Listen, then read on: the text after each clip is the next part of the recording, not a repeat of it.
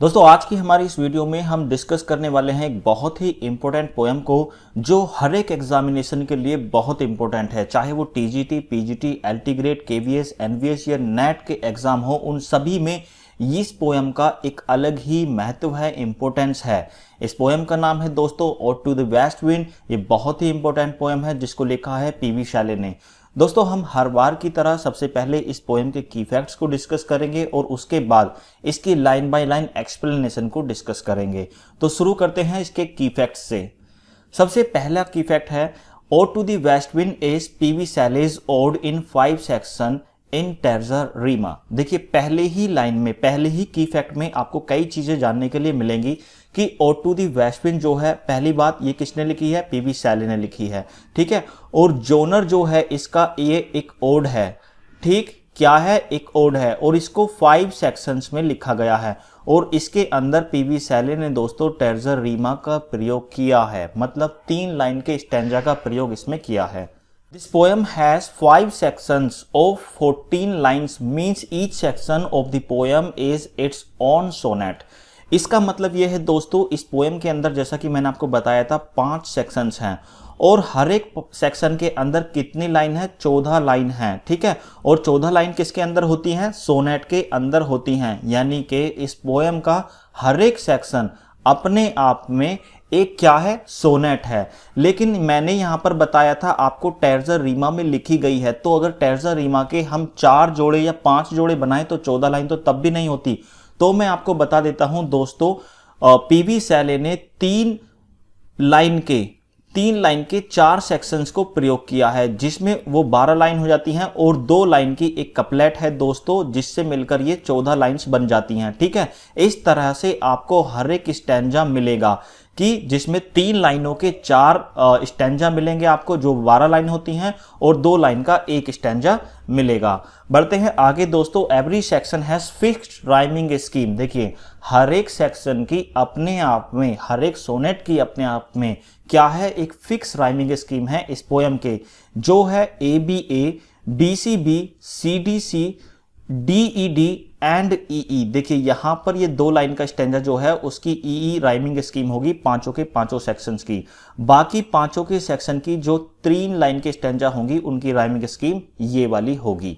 Odd to the west wind was written in 1819 and published in 1820। देखिए ode to the west wind 1819 में लिखी गई थी और 1820 में इसको दोस्तों पब्लिश कराया गया था।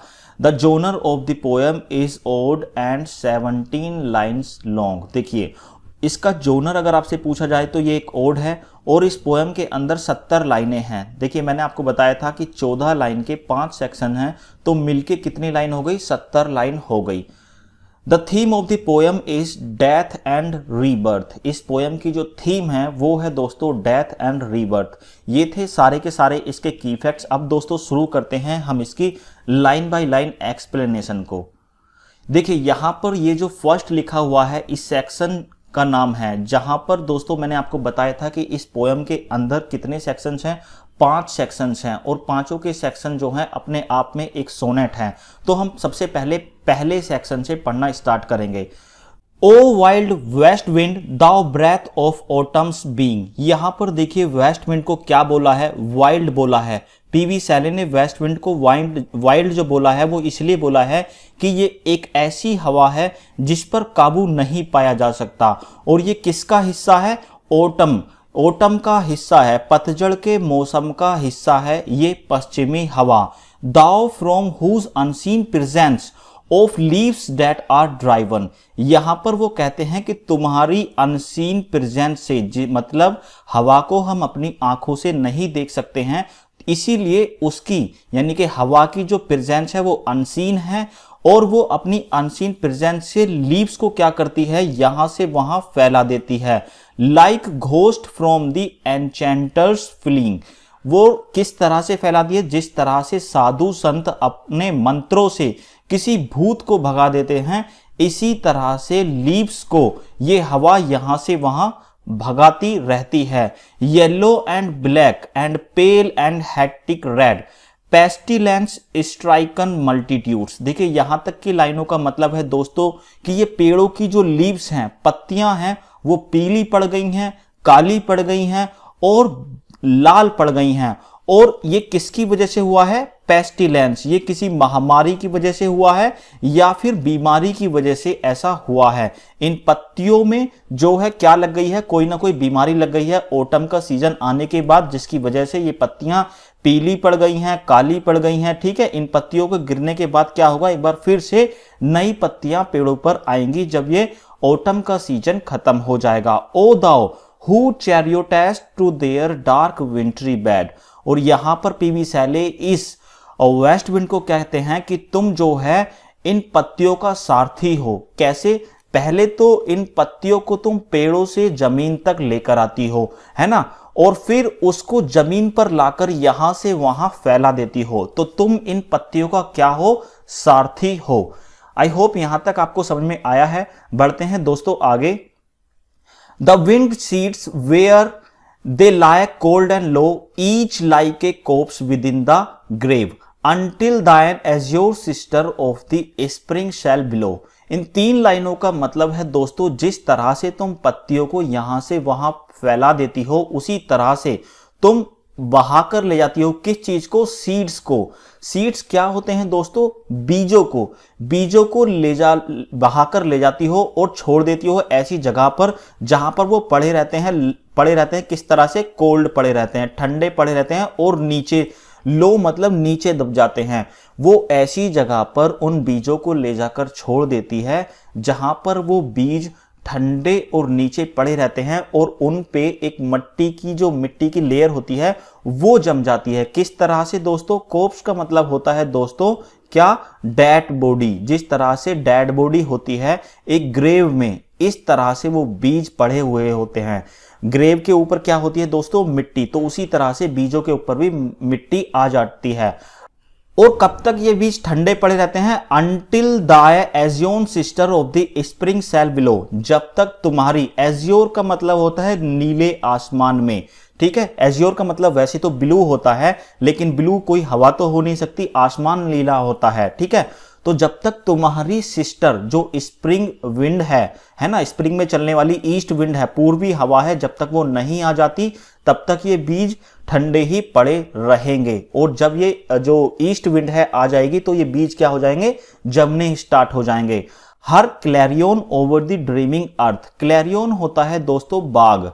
अब बाग क्या होता है? जैसे कि मुर्गा होता है, वो सुबह ही सुबह बाग देता है, लोगों को जगाता है, कुकड़ू कू करके बाग देता है। उसी तरह से स्प्रिंग सीजन की जो ईस्ट विंड है वो आएगी और इस सोती हुई धरती को क्या करेगी? जगा देगी, जो सपना देख रही है। And fill driving sweet birds with flocks to feed in air. और अपनी हवा चलाने के बाद जो तुमने, वेस्ट विंड ने जो बीजों को एक जगह दबा दिया है, उनको पेड़ बना देगी और उन पेड़ों पर क्या खिलेंगी? कलियां खिलेंगी, जो कलियां महकती हुई होंगी और वो ग्रुप्स में होंगी। जो कलियां होंगी वो बहुत ज्यादा भीड़ में होंगी। किस तरह से? जिस तरह से आपने सीप्स के झुंड को देखा होगा, जिस तरह से आपने भेड़ों के झुंड को देखा होगा, उसी तरह से कलियां जो हैं झुंड में खिलेंगी। With living hues and odours plain and hill. वहां पर जो कलियां होंगी वो महकती हुई कलियां होंगी और अलग अलग कलर की होंगी। ह्यूज का मतलब होता है कलर और एडियोर्स का मतलब होता है दोस्तों महकती हुई। और ये कलियां कहां पर खिलेंगी दोस्तों? प्लेन एरिया में खिलेंगी और हिल्स में खिलेंगी। दोनों जगह पर ये कलियां खिलेंगी। वाइल्ड स्पिरिट, एक बार फिर से वेस्ट विंड को बोल रहे हैं पोएट, वो कहते हैं वाइल्ड स्पिरिट, यानी कि जिस पर कंट्रोल किया नहीं जा सकता ऐसी आत्मा। विच आर्ट मूविंग एवरीवेयर, तुम हर कहीं घूमती हो इस संसार में, चाहे वो धरती हो, आकाश हो, तुम हर कहीं घूमती हो। Destroyer and preserver hear O hear, तुम क्या हो? डेस्ट्रॉयर यानी कि विनाशक भी हो, और प्रेजर्वर का मतलब होता है दोस्तों संरक्षक, मतलब बचाने वाली भी हो।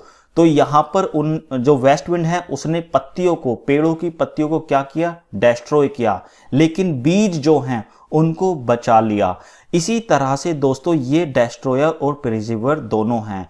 हियर ओ हियर, यहां पर पोएट वेस्ट विंड से कहते हैं सुनो तो मुझे सुनो। यहां पर दोस्तों ये पहला सेक्शन खत्म हो जाता है। बढ़ते हैं दूसरे सेक्शन की तरफ। Thou on whose stream mid the steep skies commotion. देखिए यहां पर दोस्तों स्ट्रीम का मतलब होता है बहना, जिस तरह से तुम बहती हो। कहां पर? मिड का मतलब होता है बीच में, स्टीप स्काइस का मतलब होता है दोस्तों ऊंचे ऊंचे आसमान में जहां पर बादल ही बादल होते हैं, और कमोशन का मतलब होता है दोस्तों गरजना। तो वेस्ट विंड से पीवी सैले यहां पर कहते हैं जिस तरह से तुम आकाश में जाकर बादलों के बीच में बहती हो, वहां पर तुम बादलों को गरजने के लिए क्या करती हो? मजबूर करती हो। Loose clouds like earth decaying leaves are sad. और जिस तरह से धरती पर तुम क्या करती हो? लीव्स को डिके करती हो, बर्बाद करती हो, यहां से वहां फैलाती हो। मतलब जब पेड़ों पे से नीचे पत्तियां गिर जाती हैं जमीन पर, तो वेस्ट विंड क्या है? उन्हें नीचे फैला देती है। उसी तरह से आसमान में जाकर ये वेस्ट विंड बादलों को भी यहां से वहां फैला देती है। पूरे आकाश में बादल ही बादल दिखाई देते हैं। Shook from the tangled boughs of heaven and ocean. और ये कहते हैं, पीवी सैले यहां पर कहते हैं कि जो ये पत्तियां हैं वो इतने ताकतवर पेड़ों की पत्तियां हैं जिनको तुमने गिरा दिया है, जिनकी जड़ें जो हैं समुद्र तक फैली हुई हैं, और आकाश से, हेवन से उनकी वृक्ष जो हैं, शाखाएं जो हैं वो मिल रही हैं। इतने स्ट्रॉन्ग पेड़ों की पत्तियों को भी तुमने नीचे गिरा दिया है। तो यहां पर पीवी सैले कहना चाहते हैं कि वेस्ट विंड जो है वो बहुत ही ज्यादा स्ट्रॉन्ग है। Angels of rain and lightning. और ये बादल, जो आकाश में बादल हैं वो एंजल्स हैं, मतलब देवदूत हैं। किस चीज के? रेन के, बारिश के, और लाइटनिंग के। जो आकाश में बिजली गड़कती है उसके वो क्या हैं? देवदूत हैं। There are spread on the blue surface of thine airy surge. यहां पर पीवी सैले कहते हैं कि तुम इस तरह से बादलों को उस नीले आसमान में फैला देती हो, पूरा का पूरा नीला आसमान। तुम उन बादलों से, क्लाउडी बादल जो हैं, क्लाउड्स जो हैं, उनसे ढक देती हो। किस तरह से? लाइक द ब्राइट हेयर, जो चमकीले बाल होते हैं। किसके? आगे ये हमें पता चलेगा। अफ्लेटेड फ्रॉम द हेड, जो चमकीले बाल होते हैं। किसके बाल हैं ये दोस्तों? आगे हमें ये देखने के लिए मिलेगा। Of some fears मीनाड। मीनाड कौन होते हैं दोस्तों? जो शराब के देवता हैं, बैकस। उनकी जो फॉलोअर्स हैं, जो भी उनके अनुयायी हैं, जितने भी लोग उनको, जितनी भी औरतें जो फीमेल हैं, उनको क्या करती हैं? उनकी सर्विस में हमेशा रहती हैं। उनके जो बाल हैं, जो चमकते हुए बाल हैं, ये बादल उनकी तरह हैं। Even from the dim verge of the horizon to the zenith height.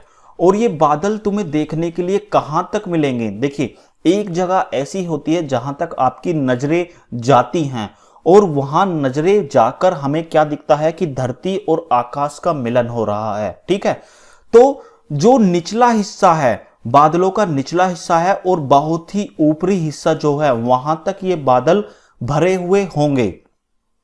The locks of the approaching storm. और जो लॉक्स हैं, जो चेहरे पर, सुंदर लड़कियों के, औरतों के जो चेहरे पर लट होती हैं, वो अलग ही दिखाई देती हैं। इस तरह से ये बादल भी आकाश में ऐसे दिखाई देंगे कि ये किसी स्ट्रॉम, यानी कि किसी तूफान के आने की हमें क्या दे रहे हैं? सूचना दे रहे हैं। ये इतने क्लियर होंगे कि ये जो तूफान आएगा, ये बादल हैं, ये एक तूफान लाएंगे। इतने भयंकर ये बादल हो चुके हैं। दाउ डर्स ऑफ द डाइंग ईयर। और ये साल खत्म हो रहा है। डाइंग का मतलब होता है एंड हो रहा है दोस्तों, खत्म हो रहा है। और इस एंडिंग ईयर के लिए, इस मरती हुई साल के लिए तुम क्या गाओगी? एक बहुत ही दुख भरा गाना गाओगी। To which this closing night will be the dome of a vast sepulchre. यहां पर पीवी सैले कहते हैं कि ये डाइंग ईयर जो है, इसके लिए तुम एक दुख भरा गाना गाओगी, और उसके बाद क्या? एक सेपेल्चर बनाओगी। सेपेल्चर क्या होता है दोस्तों? टूम्ब बनाओगी, एक गुंबद बनाओगी, एक मकबरा बनाओगी उसकी कवर पर। किसकी कवर पर? क्योंकि यहां पर ईयर की डेथ को दर्शाया गया है और कहा है कि ईयर को दफनाया जाएगा, तो उसके लिए एक टूम्ब बनाया जाएगा। Vaulted with the congregated might of vapours. यहां पर दोस्तों इसका मतलब है गुफा। और इस गुंबद से, इस मकबरे से लेकर आसमान तक एक गुफा का निर्माण किया जाएगा, जिस गुफा के रास्ते, वेपर्स का मतलब होता है भाप, और भाप का आना जाना होगा। ये भाप जो है आसमान से आएगी इस गुंबद तक और वहीं पर बादलों को बनाएगी। From who solid atmosphere black rain and fire and hail will burst. यहां पर वो कहते हैं उस गुंबद के अंदर ही इतने खतरनाक, इतने डेंजरस जो हैं बादल बन जाएंगे, जिसके अंदर से काली बारिश होगी। फायर मतलब है दोस्तों लाइटनिंग, जो आसमान में बिजली चमकती है वो उस गुंबद के अंदर ही चमकेगी। और वहां से हेल का मतलब होते हैं दोस्तों ओलो, ओले जो होते हैं उनकी बरसात होगी। ओ हियर, यहां पर एक बार फिर से वेस्ट विंड को कहते हैं कि वेस्ट विंड जिसको कोई कंट्रोल नहीं कर सकता उसको पीवी सैले कहते हैं। सुनो तो मुझे सुनो। अब दोस्तों तीसरा सेक्शन यहां पर स्टार्ट होता है। Thou who didst waken from his summer dreams the blue Mediterranean। यहां पर पीवी सैले कहते हैं कि तुमने सोते हुए मेडिटेरेनियन सी को जगा दिया है, जो गर्मी के दिनों में क्या कर रहा था, सपना देख रहा था। Where he lay lulled by the coil of his crystalline streams, जो सोया हुआ था क्या करके, जिसको सुलाया गया था लोरी के द्वारा, जिसको लोरी सुनाकर सुलाया गया था। और ये समुद्र कैसा है, ये जो समुद्र है वो बड़ा ही क्रिस्टलाइन है, साफ है, जिसकी लहरें, जिसकी जो समुद्र की जो लहरें हैं वो बड़ी ही साफ हैं, उसका पानी जो है वो बिल्कुल क्रिस्टल क्लियर है। बिसाइड ए प्यूमाइस आइजल इन बेइस बे, और ये कहां पर है, एक बेइस बे नाम की जगह है, एक खाड़ी है ये दोस्तों, इस जगह पर है। और ये प्यूमाइस जो है ये एक आइजल का नाम है, एक द्वीप का नाम है, जहां पर ये समुद्र जो दोस्तों है। And saw in sleep old palaces and towers quivering within the waves intenser day. देखिए ओल्ड का मतलब होता है दोस्तों पुराने पुराने, प्लेसेस एंड टार का मतलब होता है दोस्तों जितने भी पुराने महल हैं या फिर टार्स, इमारतें हैं, ये सारी की सारी क्या हो चुकी हैं, पानी के अंदर डूब चुकी हैं। और ये सपना कौन देख रहा है, मेडिटेरेनियन जो सी है वो सपना देख रहा था कि जो पानी के अंदर डूबे हुए महल हैं और इमारतें हैं वो भी ठिठरने लगी हैं। किससे, क्योंकि ये लंबे समय से पानी की लहरों में, इंटेंसर होता है दोस्तों बहुत ही लंबे समय से, लॉन्ग से, लॉन्ग डे का मतलब है यहाँ पर बहुत ही लंबे समय से ये पानी के अंदर हैं और वो एक तरह से पानी के अंदर ठिठर रही हैं। All over grown with azure moss and flowers, so sweet the sense faint picture in them, thou for whose path the Atlantic levels power clave themselves into chasm। देखिए यहां पर पीवी सैले कहते हैं all over grown with azure मोस and floors, और उन महलों के, उन इमारतों के अंदर क्या हो गया है, उनके ऊपर और उनके अंदर क्या जम गई है। मोश का मतलब होता है दोस्तों काई जम गई है। समुद्र में पानी के अंदर कोई भी चीज बड़े लंबे समय तक रहती है तो उस पर काई जम जाती है, और वहां पर उनके ऊपर क्या जमकर आ गए हैं, सी प्लांट्स जमकर आ गए हैं जिनके ऊपर फूल खिल रहे हैं। सो स्वीट, अब ये नजारा बहुत लंबे समय से पानी के अंदर है तो ये नजारा बहुत ही अच्छा दिखने लगा है। द सेंस फेंट पिक्चरिंग दैम, और इनको देखने के बाद मैं अपनी सेंस को, फेंट का मतलब है दोस्तों बेहोश हो जाना, ऐसी पिक्चर, ऐसे नज़ारे को देखने के बाद मैं अपनी सेंस को खो बैठता हूं। Thou for whose path the Atlantic level powers cleave themselves into chasm. यहां पर पीवी सैले कहते हैं वेस्ट विंड को कि तुम्हारी पावर जो है वो एटलांटिक महासागर से भी ज्यादा है। जब तुम वहां पर पहुंचती हो, एटलांटिक पे पहुंचती हो, तो वो पानी की सतह पर ही, क्लेव का मतलब होता है दोस्तों चीरना और चाज्म का मतलब होता है दरारें डालकर। तो एटलांटिक महासागर भी तुम्हारे लिए पानी की सतह को क्या करता है, चीरता है और पानी के ऊपर दरारें बना देता है तुम्हारे लिए, ताकि तुम अंदर जा सको, तुम इस समुद्र में भी प्रवेश कर सको। While far below the sea blooms and the oozy woods which wear the shapeless foliage of the ocean. यहां पर दोस्तों पीवी सैले कहते हैं कि समुद्र के नीचे, वाइल फार बिलो का मतलब होता है बहुत ही गहराई पर, सी ब्लूम्स का मतलब है दोस्तों जितने भी समुद्री पेड़ पौधे हैं जिनके ऊपर फूल आए हुए हैं, वो सभी भी तुम्हारे आने से क्या हुए हैं, डरे हुए हैं। और कैसे कैसे, जिनके ऊपर पेड़ पौधों के ऊपर फूल हैं वो तो डरे हुए हैं ही, लेकिन सैपलेस फोइलेज का मतलब है दोस्तों जिन पेड़ों के ऊपर फूल और पत्तियां नहीं हैं वो भी तुम्हारे आने के आह्वान से डरे हुए हैं। नो दाय वॉइस, वो जानते हैं तुम्हारे द्वारा की गई बर्बादी को। And suddenly grow grey with fear and tremble and despoil themselves, और अचानक से जिस तरह से उन्हें पता चलता है कि तुम जो है पानी के अंदर भी आने वाली है, तो वो डर की वजह से कैसे पड़ जाते हैं, ग्रे पड़ जाते हैं, ग्रे कलर के वो हो जाते हैं। और ट्रेम्बल का मतलब होता है दोस्तों वो कांपने लग जाते हैं, अपने आप ही अपनी पत्तियों को नीचे गिराने लगते हैं। तो इस स्टैंजा में दोस्तों पता चला है हमें कि किस तरह से पोएट जो हैं वेस्ट विंड की पावर को बताते हैं, वो अटलांटिक की पावर से भी ज्यादा वेस्ट विंड की पावर को बताते हैं। और एक बार फिर से पोएट यहां पर कहते हैं ओ हियर, वेस्ट विंड से कहते हैं तुम सुनो, मुझे सुनो। अब पढ़ते हैं दोस्तों फोर्थ सेक्शन को। If I were a dead leaf thou mightest bear, if I were a swift cloud to fly with thee. देखिए यहां पर कहते हैं पोएट पीवी सैले कहते हैं कि if I were a dead leaf, यदि मैं एक सूखी, डेड का मतलब यहां पर मरा हुआ नहीं है, यहां पर सूखी पत्ती से है। पोएट कहते हैं कि यदि मैं एक सूखी पत्ती होता तो तुम मुझे अपने साथ क्या करके ले जाती, उड़ाकर ले जाती। If I were a Swift, Swift का मतलब होता है दोस्तों हल्का फुल्का, कोई बादल होता तो तुम मुझे अपने साथ बहाकर ले जाती। ए वेव टू पेंट बीनीथ दाय पावर, यहां पर दोस्तों पावर को दिखाते हैं, किसके साथ दिखाते हैं दोस्तों, वेव के।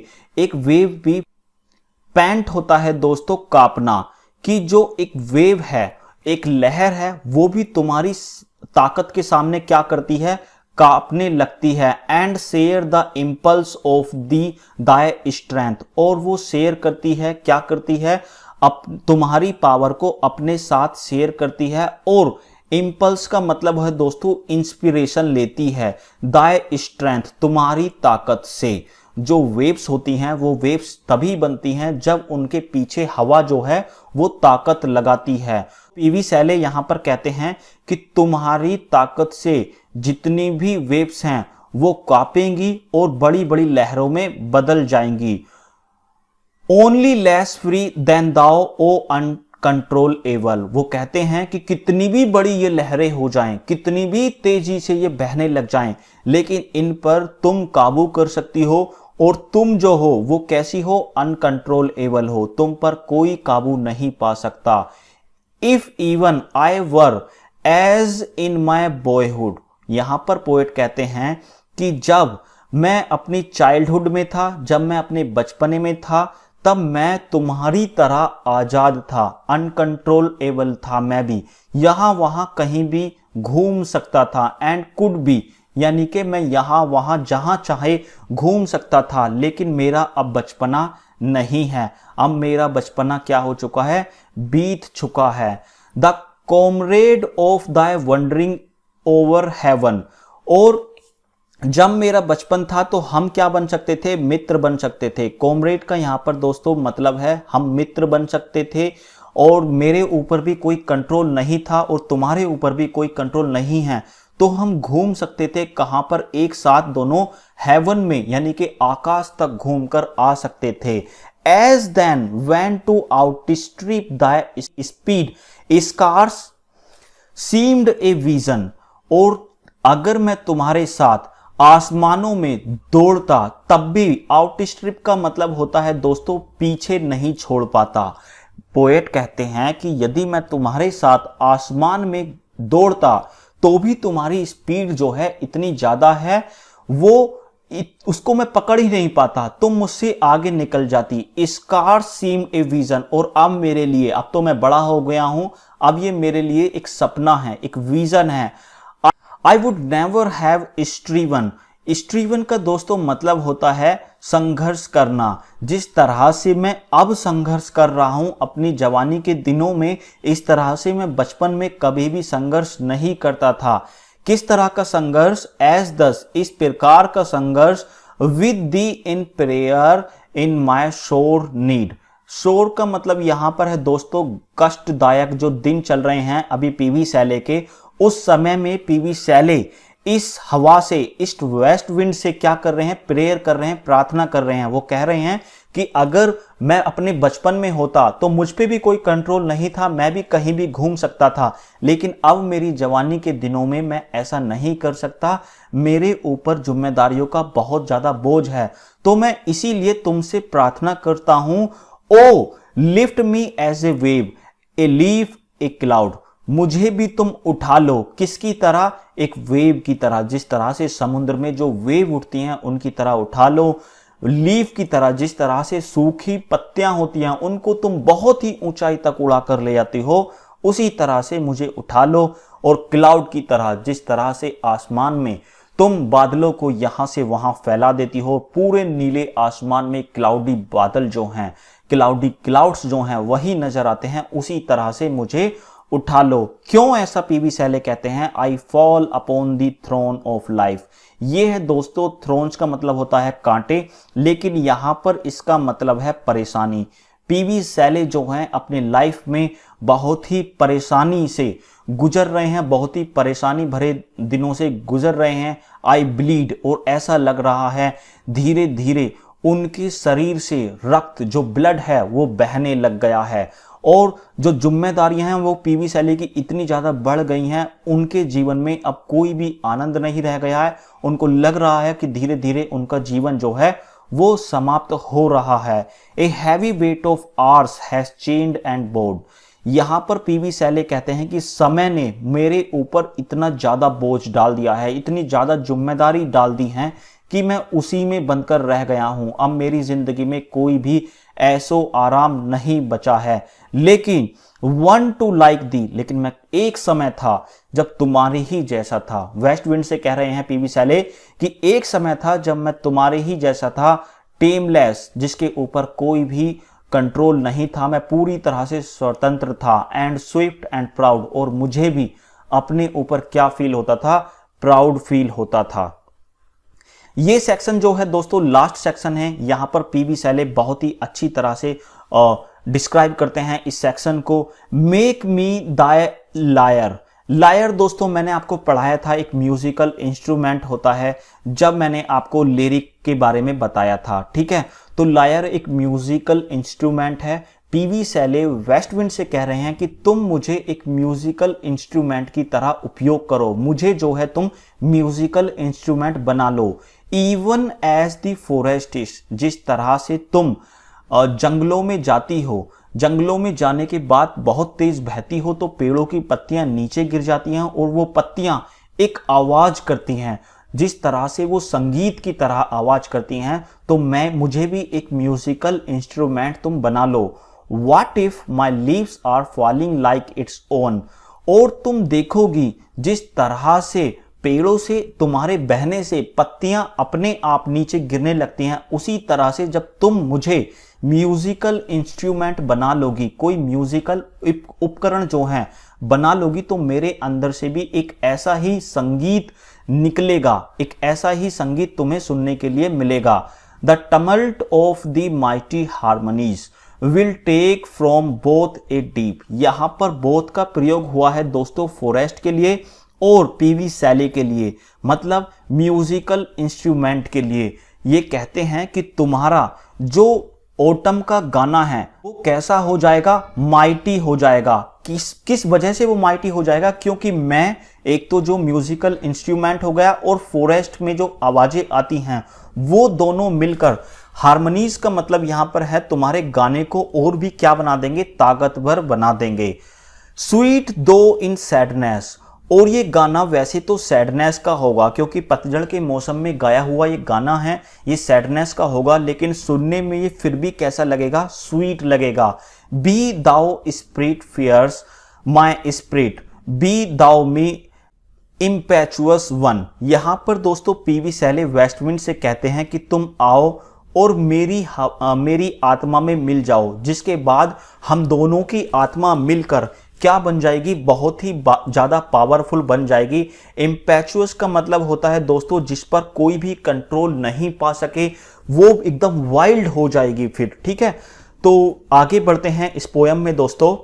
पीवी सैले कहते हैं drive my dad thoughts over the universe. यहां पर पीवी सैले कहते हैं कि मेरी ये बेकार की जितनी भी सोच हैं इनको तुम पूरे ब्रह्मांड में, पूरे यूनिवर्स में फैला दो। किस तरह से, like withered leaves to quicken a new birth, जिस तरह से पेड़ों से तुम पत्तियों को, सूखी पत्तियों को नीचे गिरा देती हो और उन्हें यहां वहां फैला देती हो, और उन पेड़ों पर एक बार फिर से स्प्रिंग के सीजन में क्या आती हैं, नई नई पत्तियां आती हैं। इसी तरह से तुम मेरी जितनी भी ये डैड थॉट्स हैं इन्हें पूरे संसार में फैला दो, जिसके बारे में लोग जानेंगे और इस तरह की सोच को फिर कभी नहीं रखेंगे, वो उनके अंदर नई सोच आएंगी। And by the incantation of this verse, incantation का मतलब होता है जादू टोना। यहां पर पीवी सैले कहते हैं कि इस वर्स को, इस पोएट्री को तुम अपने जादू टोने से, अपनी ताकत से, स्कैटर का मतलब होता है फैला दो, यहां वहां फैला दो। As from the unextinguished hearth ashes and sparks my words among mankind, be through my lips to unawakened earth. देखिए इस स्टैंजा में पीवी सैले कहते हैं कि तुम मेरी जो पोएट्री है, मेरी जो ये पोयम है, इसको पूरे संसार में इस तरह से फैला दो जिस तरह से बुझी हुई आग जो होती है उसकी जो आशीष होती है, मतलब राख जो होती है, या फिर स्पार्क्स कि कुछ तुमने देखा होगा कि बिजली के जो तार होते हैं उनसे स्पार्क निकलती है, जो कभी कभी आग से भी स्पार्क निकलती है, वो फैल जाती है यहां वहां।